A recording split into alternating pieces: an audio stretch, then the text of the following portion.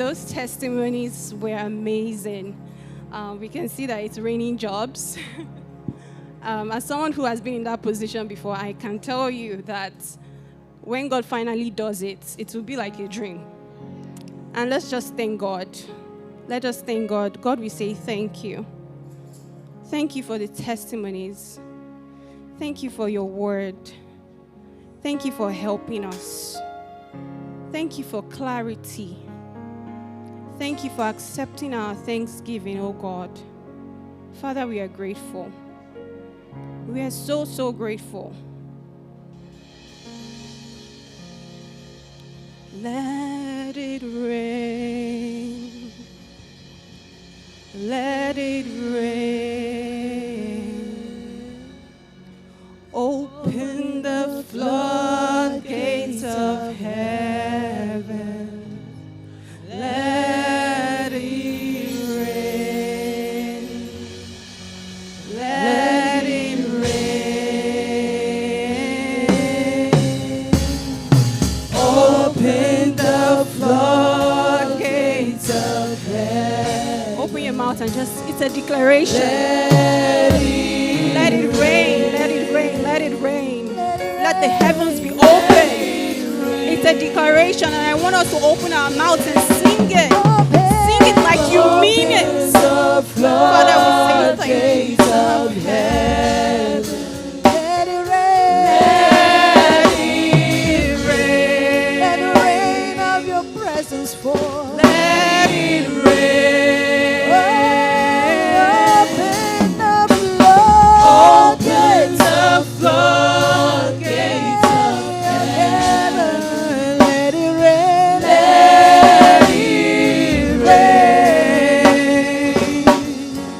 Let it rain.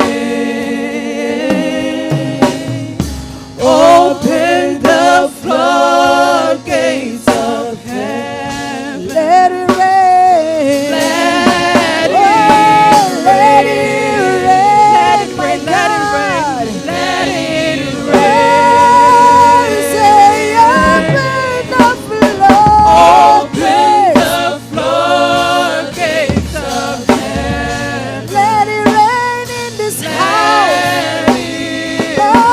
Let it rain in this room. Let it rain. Open the floodgates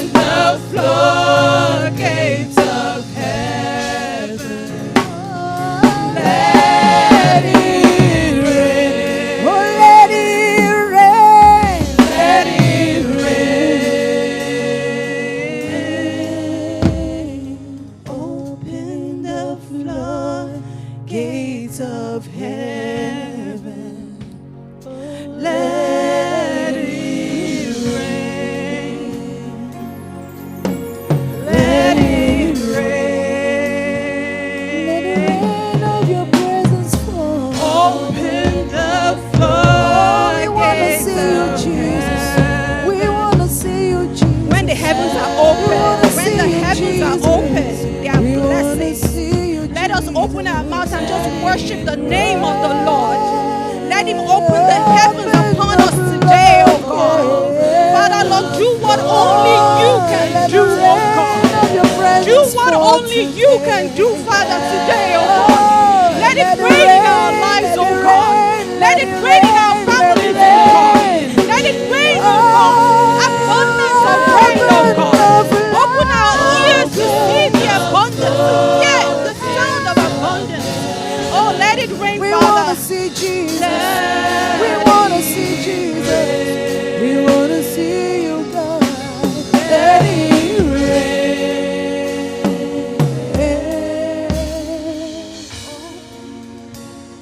Father, we thank you. Thank you, Lord, for the heavens are open. Thank you for your rain, oh God. Thank you for your blessings, oh God. Thank you for your word that has come forth today, oh God. Thank you for every heart that is here to receive, oh God. Thank you because the rain softens our heart to receive the word. Thank you because the word, oh God, will fall on fertile grounds, oh God. Do through me, oh God, what only you can do. Put the words in my mouth, oh God. In the name of Jesus, we will not leave here the same way we have come. In the name of Jesus, we have prayed. Can somebody shout hallelujah? That hallelujah is small. Hallelujah! Amen. We may be seated. I just want to say thank you to the pastors, Pastor IT and Pastor Adiola as well, for this opportunity. And I just want to thank the entire leadership. Standing here is not easy to do. And so when I get that opportunity, I'm really thankful. And I pray that the Lord will indeed bless the house, that the heavens will forever remain open over our pastors, over the leadership. In the name of Jesus, we have prayed. Amen. Amen. How many of us can tell us what the theme of the month is? I want us to shout it out loud. Abundance of rain. Thank you. And we'll be reading our text, the key scripture for this month from Leviticus 26, verse 4. Media, please can we put down full text slides as well so that we can all read in NLT version.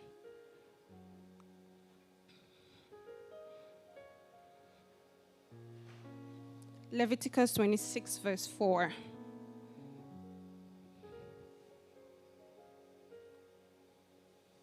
Thank you. NLT version, please.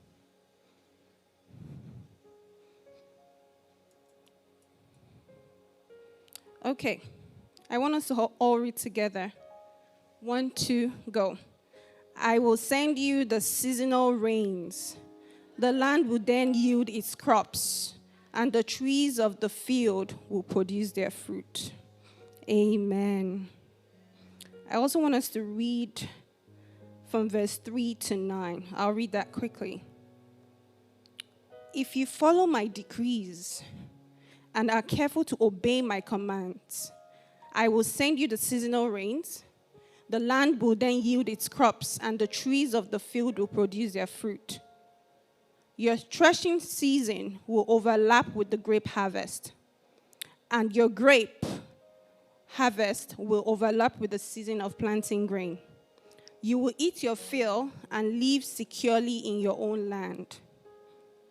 I will give you peace in the land, and you'll be able to sleep with no cause for fear.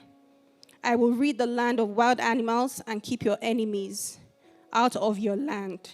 In fact, you will chase down your enemies and slaughter them with your swords. 5 of you will chase 100, and 100 of you will chase 10,000. All your enemies will fall beneath your sword. I will look favorably upon you. We are not saying amen. Making you fertile and multiplying your people. And I will fulfill my covenant with you. I read that verse because I wanted to ask us a question. From those verses, what triggers rain?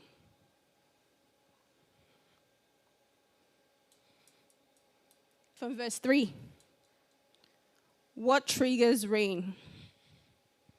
Or what can bring rain? Can we put verse 3 on the screen?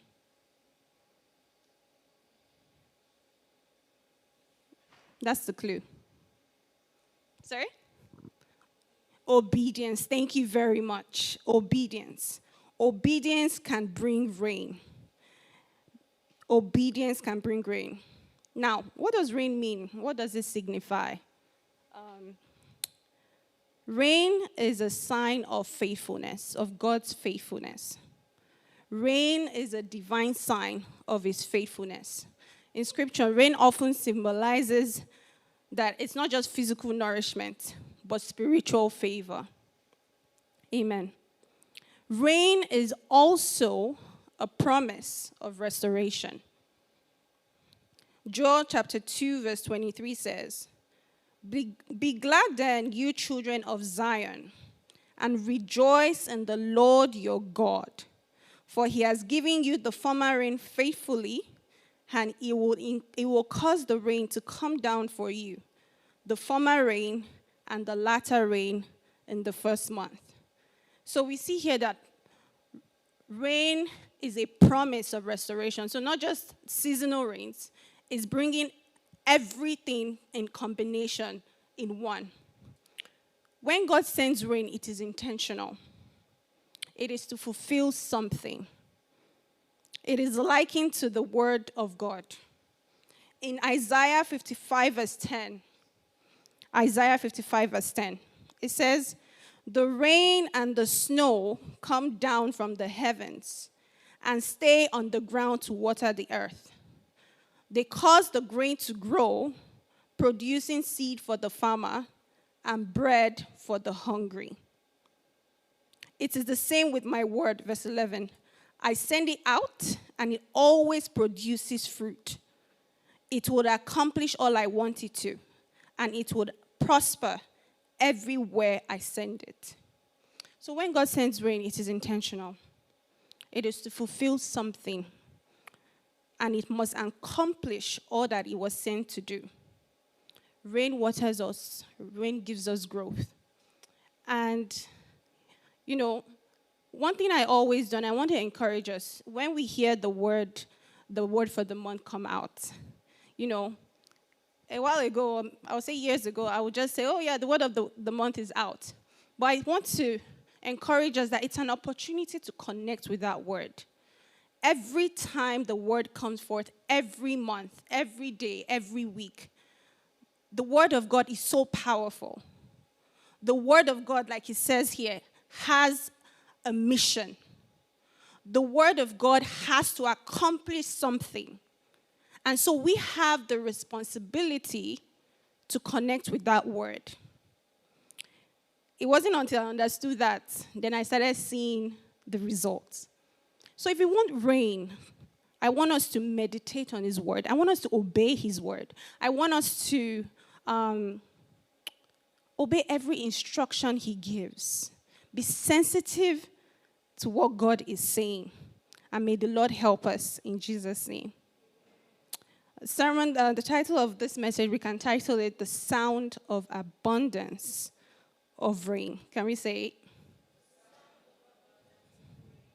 And our text is taken from 1 Kings 18, 41 to 46. NLT version as well. 1 Kings 18, 41 to 46. Then Elijah said to Ahab, "Go get something to eat and drink, for I hear a mighty rainstorm coming." So Ahab went to eat and drink, but Elijah climbed to the top of the Mount Carmel and bowed low to the ground and prayed with his face between his knees. Then he said to his servant, "Go and look towards the sea." The servant went and looked, then returned to Elijah and said, "I didn't see anything." 7 times Elijah told him to go and look. Finally, the 7th time, his servant told him, "I saw a little cloud about the size of a man's hand rising from the sea." Then Elijah shouted, "Hurry to Ahab and tell him, 'Climb into your chariot and go back home. If you don't hurry, the rain will stop you." And soon the sky was black with clouds. A heavy wind brought a terrific rainstorm, and Ahab left quickly for Jezreel. Then the Lord gave special strength to Elijah. He tucked his cloak into his belt and ran ahead of Ahab's chariot all the way to the entrance of Jezreel. Now, I'll give just a quick summary of 1 Kings before leading up to the rain. There had been a severe drought for about 3.5 years, and that was because of the disobedience and idolatry that was happening. Elijah had already prophesied there would be a drought and judgment from God.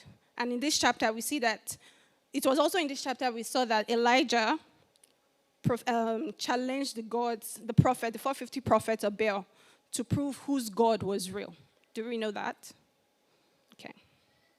After God sent fire to consume their idols, to consume Elijah's sacrifice, then the people declared he was God. And it was after that God now told Elijah it is time. Rain is coming.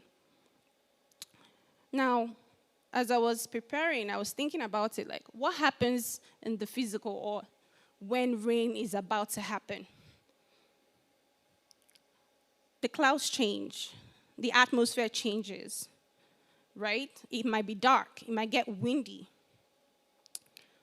But before we see that physical rain, before we even see those signs, something is also happening invisibly. I did a quick Google search, and I said, okay, what happens before rain comes? And it says, before rain, invisible water vapor in the atmosphere rises, cools, and condenses into tiny water droplets or ice crystals, forming clouds. Now, as these droplets accumulate and the clouds become saturated with moisture, they grow larger and heavier until they can no longer remain suspended and fall to the earth as precipitation, which is rain. Now, again, rain can be a promise, right? So before that physical manifestation of the promise of God, there usually is something that goes on in the spirit. There usually is a word that has been sent, that has been said. In this case, we can see Elijah. God had already told him, rain is coming. But he had not seen any sign to say that rain was coming. So, remember when we also said the word of God is powerful.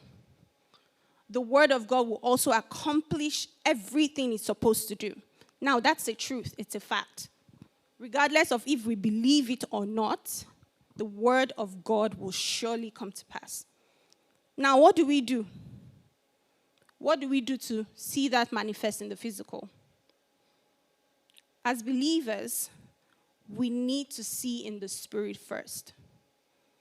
For us to see that rain that we are believing God for, we need to sharpen our senses, our sight, our ears, even our mouth sometimes, so that we don't say negatively what has been said in the spirit.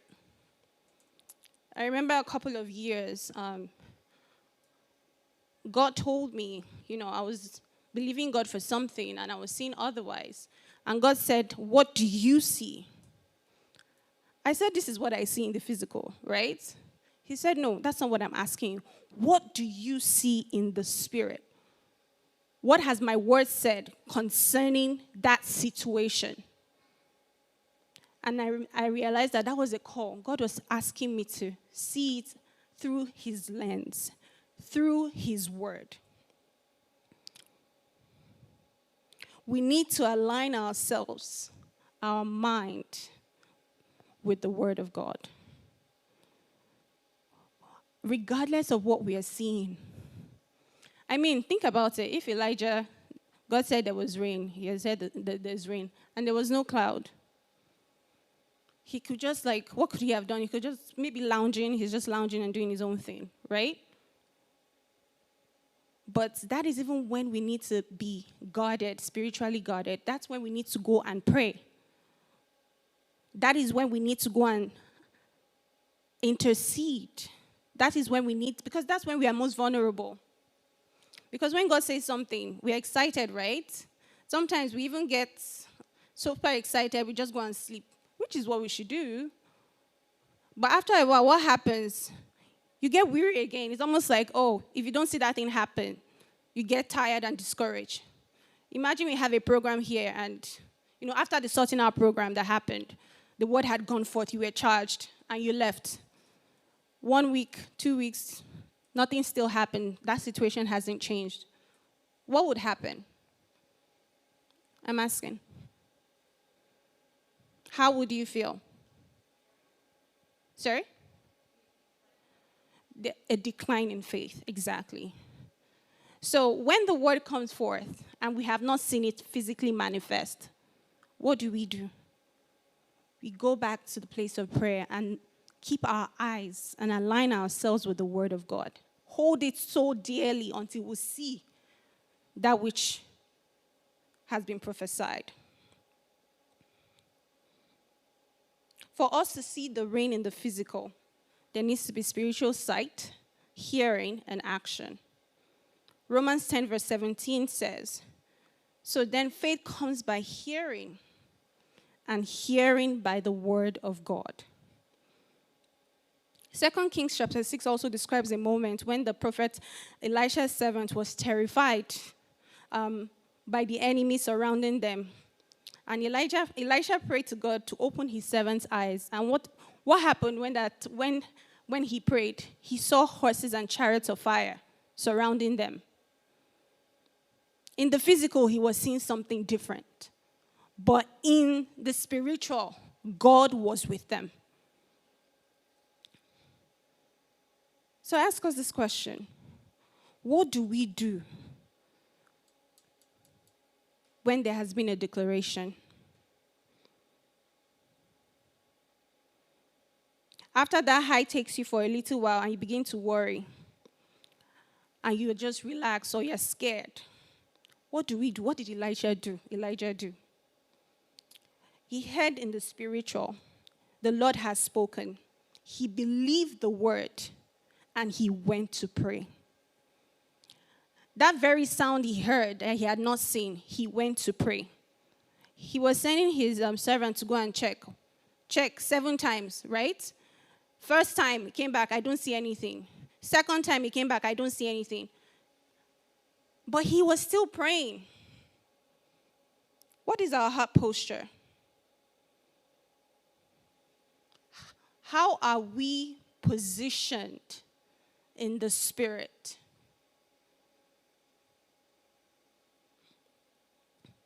Are we interceding? Are we focused? I was thinking, why was Elijah bowing low into his knees? Like, what could that be? And we can say that it was, for him, maybe he didn't want to see the clouds. Maybe he didn't want to see that there was no rain, there was no sign, right? But he stayed in that place before he saw the rain. He did not look up. Maybe he would have been discouraged.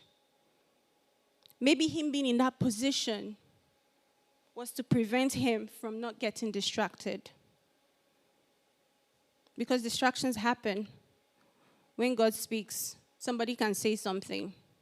When there's a promise that has gone forth, you can see something else that could disorient you completely.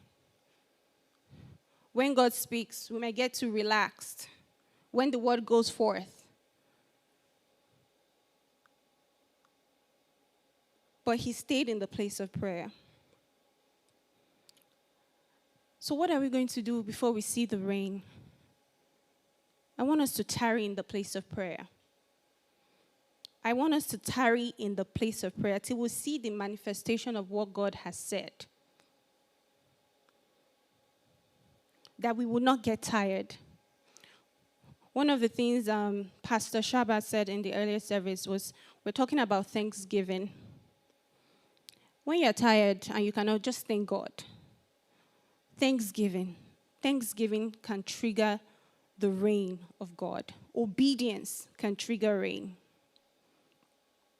Are we following? We'll fix our gaze on him. I can't remember the exact scripture. It says he will keep in perfect peace those whose hearts are stayed on him. If we keep our gaze and fix our gaze on God, he will give us peace. There will be a reign of peace. Rain can mean different things to anybody. There can be a rain of healing. There can be a rain of blessings. There can be a rain of clarity, like we were talking about today in testimony. Sometimes we need clarity. We need light. There can be a rain of opportunities. I remember a couple of years ago, there's this prayer that we were told to pray. It says, Lord, open our eyes to see the opportunities that are in front of us. Because we need sight. We need God to show us those opportunities that don't seem super visible. Then he also said, show us what to do with those opportunities. And give us the wisdom on how to take on those responsibilities. Open our eyes to see the opportunities God has placed in front of us, the open door. Show us what to do and give us wisdom.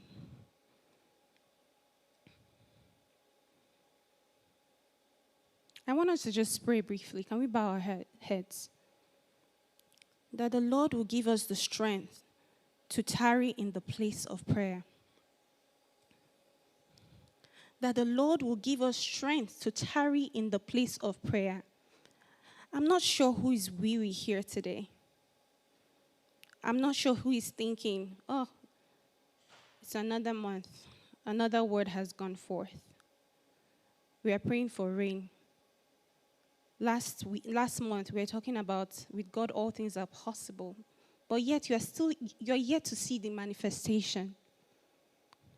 But I want to remind you today to keep pressing, to push, pray until something happens. I hope we are praying. Talk to God and say, God, help me not to get weary. Help me, God, to see you.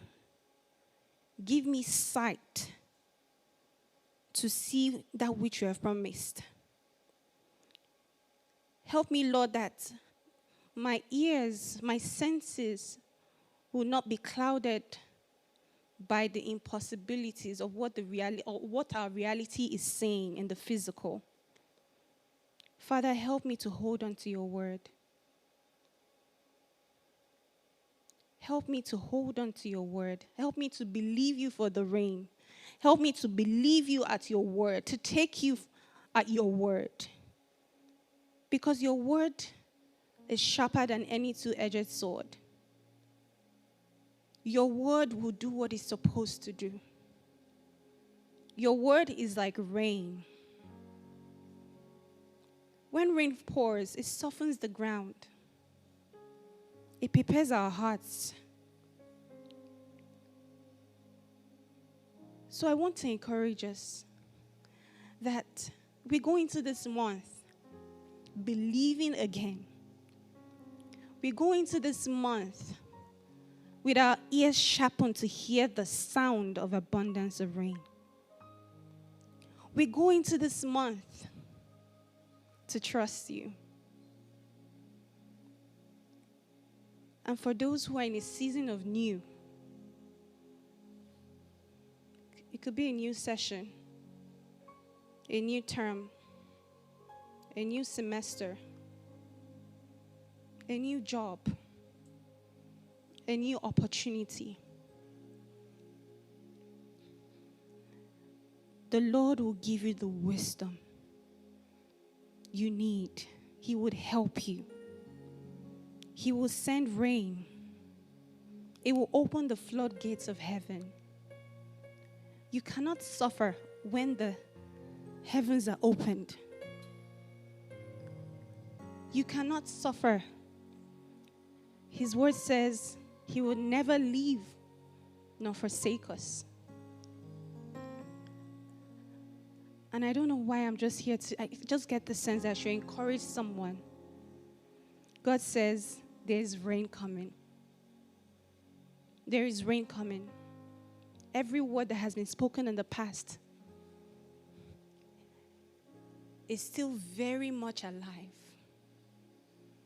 His word is infallible. Let it rain. Let it rain. Open the floodgates of heaven. Let it rain. Open your mouth and talk to your Father. Talk to him. Tell him how you feel. Open the floodgates of heaven. Let it rain. Let it rain. Open the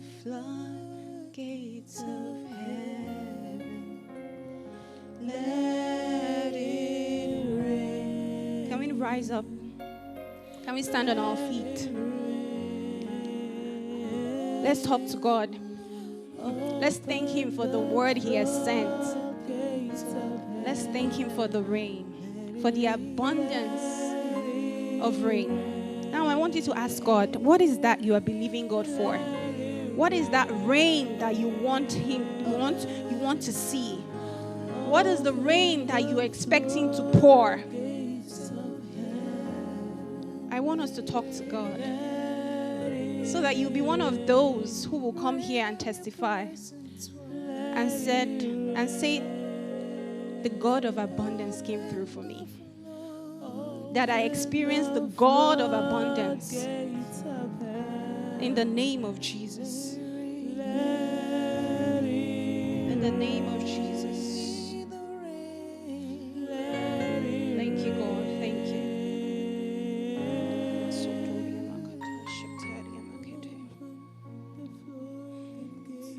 And finally, the cloud forms. His servant sees the cloud, just a little, and he runs with it. He didn't say, let me wait to see if there's more. God can show you something small, and He wants you to act on it. Finally, the seventh time, his servant told him, I see a little cloud about the size of a man's hand. I want us to read it. I don't even know what exact verse it is, but 44 to 46. I want us to quickly read it before we round up. NLT version. 1 Kings 18, 44 to 46. Finally, the seventh time, his servant told him, I saw a little cloud about the size of a man's hand rising from the sea. Then Elijah shouted, hurry to Ahab and tell him, climb into your chariot and go back home. If you don't hurry, the rain will stop you. And soon the sky was black with clouds. A heavy wind brought a terrific rainstorm, and Ahab left quickly for Jezreel. Then the Lord gave special strength to Elijah. He tucked his cloak into his belt and ran ahead of Ahab's chariot all the way to the entrance of Jezreel. Isn't it so interesting that the very rain he was praying to God for is that same rain God had to give him supernatural strength so that the rain will not drown him. When there's abundance of rain, you need God even more.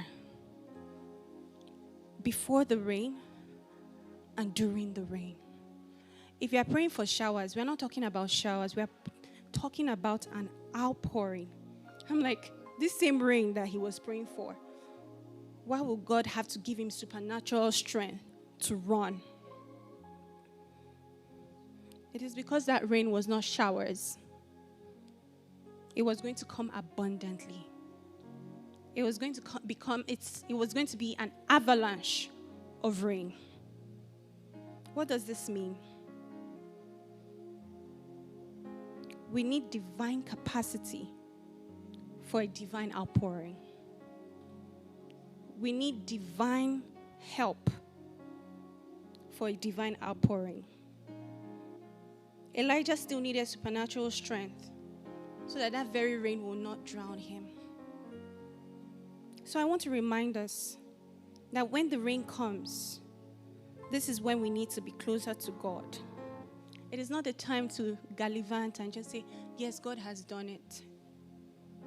It is the time we need to stay with God to help us sustain us. So we don't become bitten by that very shower. We need to stay connected to God. And may God help us. Let us push. Let us pray until something happens. If you don't remember anything today, I just want you to remember to push. Because it's in the place of prayer the Lord will help us. Father, we say thank you. Thank you, God, for your word. Thank you because every good work that you have spoken today will surely come to pass. Thank you because we would experience an avalanche of rain. Thank you because we will hear the sound of abundance of rain. Thank you because even when that rain comes, we will not be afraid. We will not be overwhelmed. But we will stay with you to show us the way. That your hand will be upon us. That you will give us supernatural strength to run. In Jesus' mighty name we have prayed. Amen.